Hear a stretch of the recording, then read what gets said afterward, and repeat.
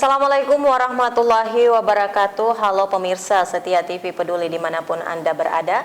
Senang sekali kami berdua hadir kembali menjumpai Anda dengan serangkaian informasi menarik seputar Kota Parepare yang sayang untuk Anda lewatkan. Tetap bersama saya Jauhar Manikam dan saya Usutun Hasanah. Berikut apa kabar Parepare untuk Anda.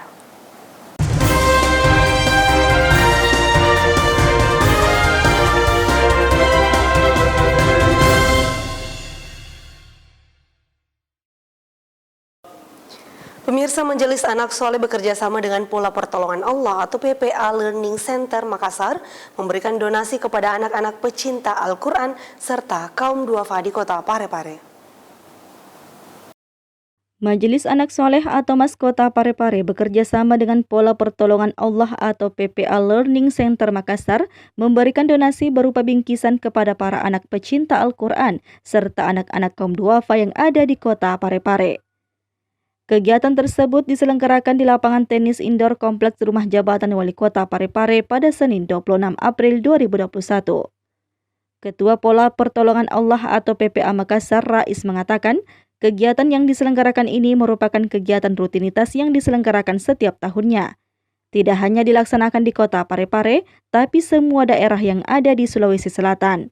Sementara itu, Ketua Tim Penggerak PKK yang juga pembina Majelis Anak Soleh Haja Erna Rashid Taufan SEMPD melalui Sekretaris Majelis Anak Soleh Kota Parepare Haji Muhammad Dahlan menyampaikan ucapan terima kasih dan apresiasi kepada PPA Learning Center Makassar atas kerjasamanya yang telah terjalin selama ini. Sahril Sandi, TV Peduli mengabarkan.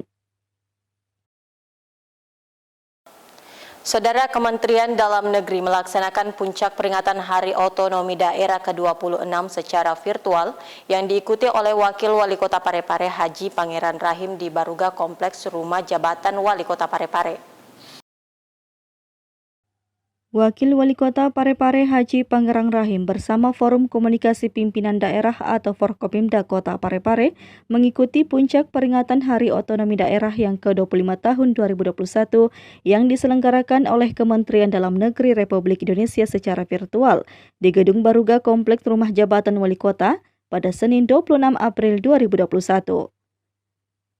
Menteri Dalam Negeri Tito Karnavian menyampaikan Hari Otonomi Daerah tahun ini mengusung tema membangun semangat kerja dan meningkatkan gotong royong di masa pandemi COVID-19 untuk masyarakat yang sehat, ekonomi daerah bangkit, dan Indonesia maju.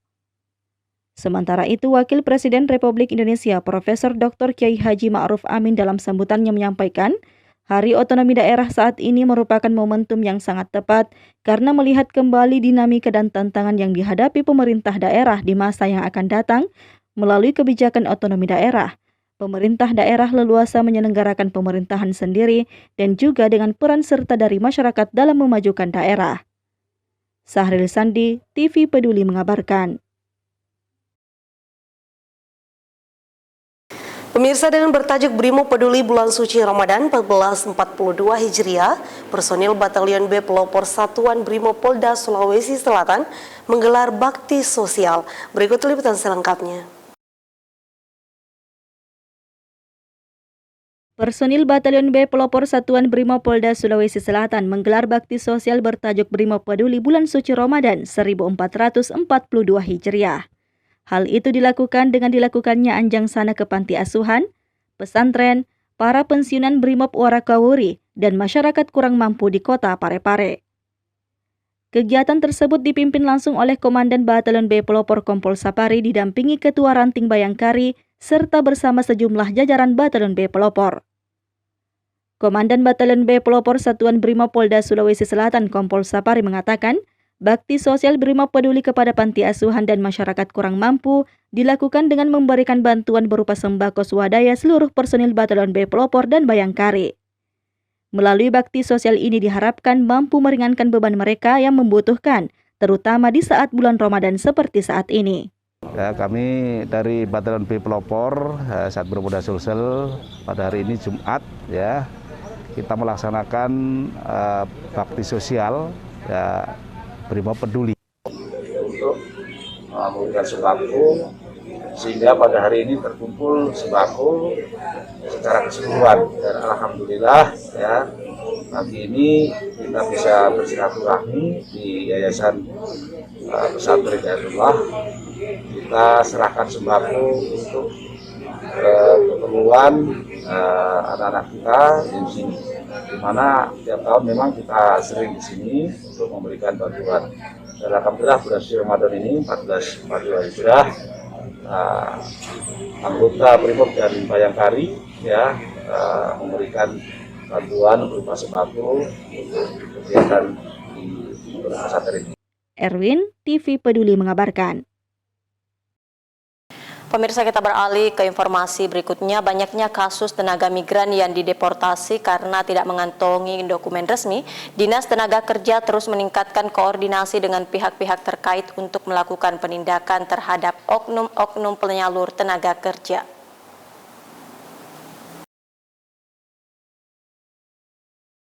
Dinas Tenaga Kerja Kota Parepare terus melakukan koordinasi dengan semua pihak terkait penanganan pekerja migran Indonesia atau PMI di luar negeri, salah satunya dengan jajaran kepolisian. Hal tersebut dilakukan melihat banyaknya temuan kasus pekerja migran non-prosedural asal Malaysia Timur yang dideportasi melalui Pelabuhan Nusantara Kota Parepare. Pelaksana tugas atau PLT Kepala Dinas Tenaga Kerja Kota Parepare Abdul Latif mengatakan, jumlah tenaga kerja Indonesia yang bekerja di luar negeri melalui Pelabuhan Parepare cukup tinggi. Namun di antara mereka banyak yang tidak mengantongi surat-surat resmi, sehingga ketika berada di luar negeri bermasalah, yang dibuktikan besarnya jumlah PMI yang dipulangkan oleh Balai Perlindungan Pekerja Migran Indonesia atau BP2MI melalui Pelabuhan Parepare beberapa pekan terakhir. Berdasarkan hal tersebut, Satgas PMI Kota Parepare terus bersinergi apabila terjadi penjemputan. Berdasarkan dengan Undang-Undang Nomor 18 Tahun 2017 tentang perlindungan pekerja migran Indonesia, itu diatur sedemikian rupa dengan pasal-pasalnya, di mana kita di Kota Parepare ini bersinergi dengan tim Satgas ya, yang terdiri dari Dinas Tenaga Kerja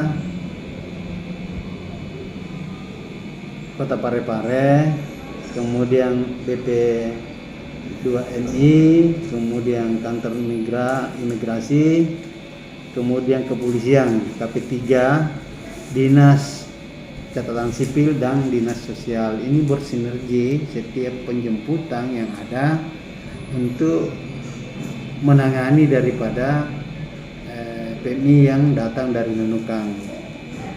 Kemudian di Parepare ini kan tempat kedatangan daripada PMI yang di berbagai daerah di Sulawesi Selatan, bahkan di luar Sulawesi Selatan. Itu khusus untuk di Sulawesi Selatan ini, setiap kabupaten kota datang dijemput warganya, berapapun warganya yang datang dari Nunukang itu dijemput oleh perwakilan daripada daerah masing-masing. Kalau kita di Parepare ini, kalau ada warga, maka kita juga akan tangani dengan baik, bersinergi dengan lembaga atau dinas yang terkait untuk memulangkan ke rumahnya masing-masing. Selain melakukan penindakan terhadap oknum-oknum penyalur tenaga kerja yang non-prosedural, Satgas ini juga melakukan sosialisasi dan penyuluhan guna mencegah kegiatan penempatan dan pemberangkatan pekerja migran Indonesia secara non-prosedural. Satgas ini juga bertugas menindaklanjuti laporan masyarakat jika ada indikasi kegiatan perekrutan atau penempatan pekerja migran non-prosedural oleh pihak-pihak tertentu, termasuk melakukan pencegahan jika diketahui ada pemberangkatan pekerja migran Indonesia non-prosedural. Sri Ayu, TV Peduli mengabarkan.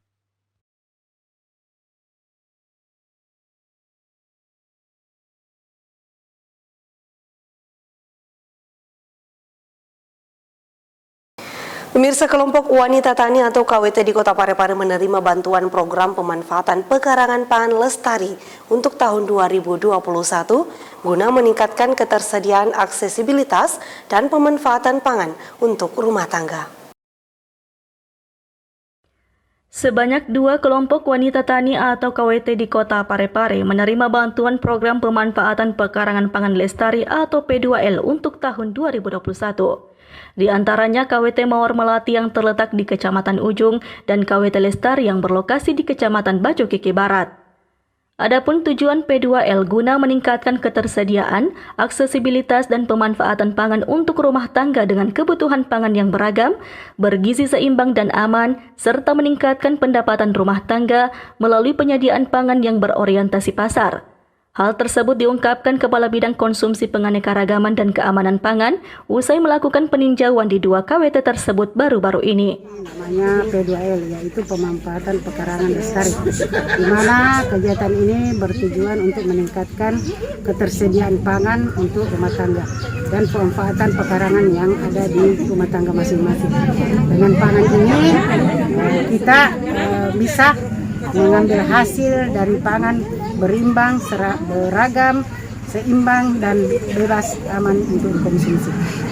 Kunjungan untuk hari ini, kita ada 2 KWT yang kami kunjungi, yaitu KWT Lestari, yang ini sekarang ini, yang tadi itu KWT Mawar Melati. Salah seorang anggota KWT Mawar Melati mengungkapkan apresiasinya atas program tersebut.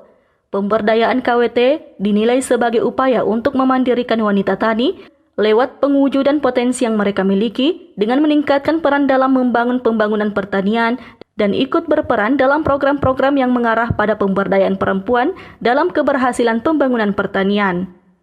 Sri Ayu, TV Peduli mengabarkan. Pemirsa, angin segar bagi para pelaku usaha mikro untuk membangkitkan geliat ekonomi masyarakat dalam kondisi pandemi. Kabarnya pemerintah kembali memberikan kucuran dana sebesar 1,2 juta rupiah.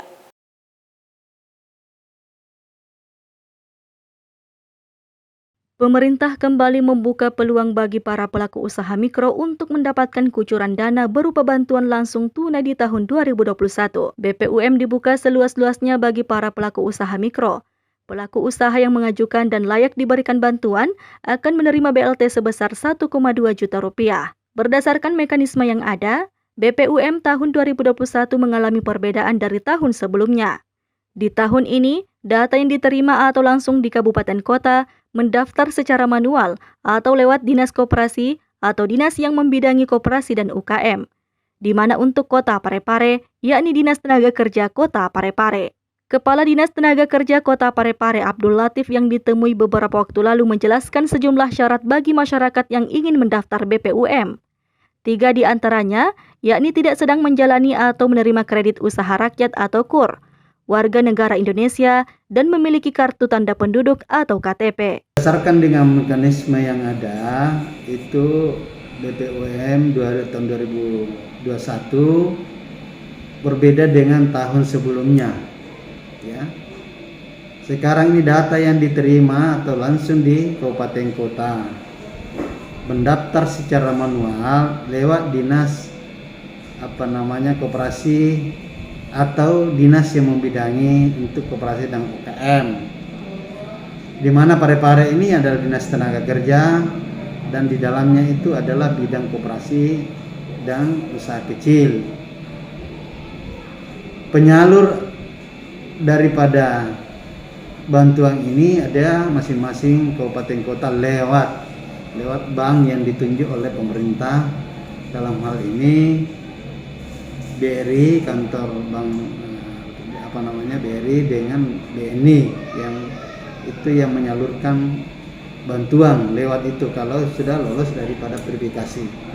Adapun persyaratan-persyaratan yang dibutuhkan untuk mendaftar kelengkapannya dari warga masyarakat, yaitu pertama tidak sedang menerima atau melayani kredit usaha rakyat atau KUR.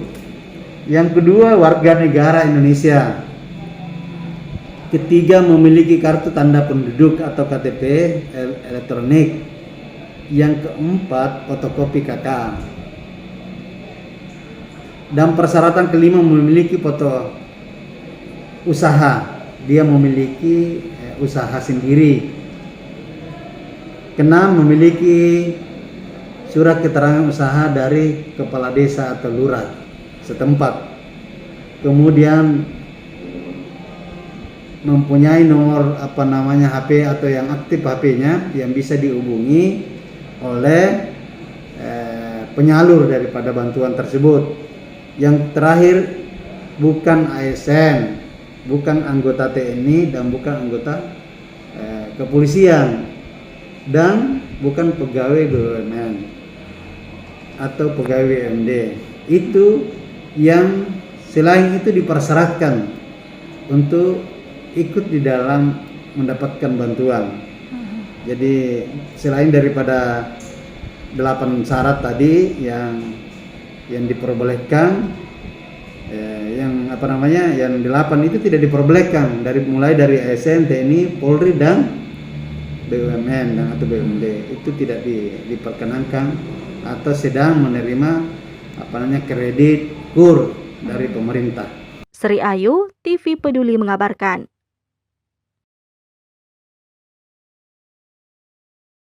Pemirsa, hingga saat ini pemerintah masih tetap memperketat protokol kesehatan pencegahan COVID-19 untuk mendukung penerapan kebijakan tersebut. Kecamatan Soreang membagikan ratusan masker bagi para pengendara di ruas jalan Andi Makassau. Kecamatan Soreang melakukan ngabuburit dengan membagikan masker kepada pengendara roda 2 maupun roda 4 di Jalan Andi Makassau, Kecamatan Soreang pada Senin sore kemarin 26 April 2021. Aksi ngabuburit yang dilakukan Kecamatan Soreang ini guna mengingatkan kembali kepada seluruh masyarakat bahwa pentingnya memakai masker. Hal ini dilaksanakan sesuai dengan tagline mereka, yakni Gemar, Gerakan Soreang Bermasker. Camat Soreang Dede Hari Rustaman mengatakan, kegiatan yang dilakukan kali ini bertujuan mengingatkan kembali kepada masyarakat untuk selalu menggunakan masker saat berada di luar rumah. Adapun masker yang dibagikan kali ini berjumlah 500 masker yang dibagikan kepada pengendara baik roda 2 maupun roda 4 serta masyarakat sekitar yang melintas di wilayah Soreang Kota Parepare. Untuk sore hari ini kami dari pemerintah Kecamatan Soreang dalam bulan suci Ramadan ini melakukan ngabuburit. Ngabuburitnya ini mengingatkan kembali kepada masyarakat untuk gemarlah bermasker dan untuk tahun ini jangan melakukan mudik. Kami dari Kecamatan Soreang memang memiliki tim Gemar dalam membagikan masker, yaitu dengan tagline Gemar, Gerakan Soreang Bermasker, dan hashtagnya jangan melakukan mudik untuk tahun ini. Erwin, TV Peduli mengabarkan.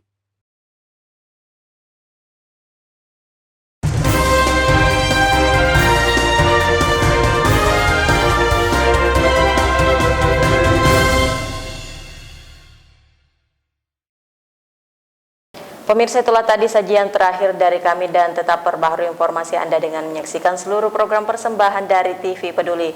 Dan jangan lupa tetap patuhi protokol kesehatan dengan mencuci tangan menggunakan sabun dan juga memakai masker serta menjaga jarak. Saya Jauhar Manikam Dan saya Uswatun Hasanah mewakili seluruh kru yang bertugas mengucapkan terima kasih atas perhatian Anda dan sampai jumpa.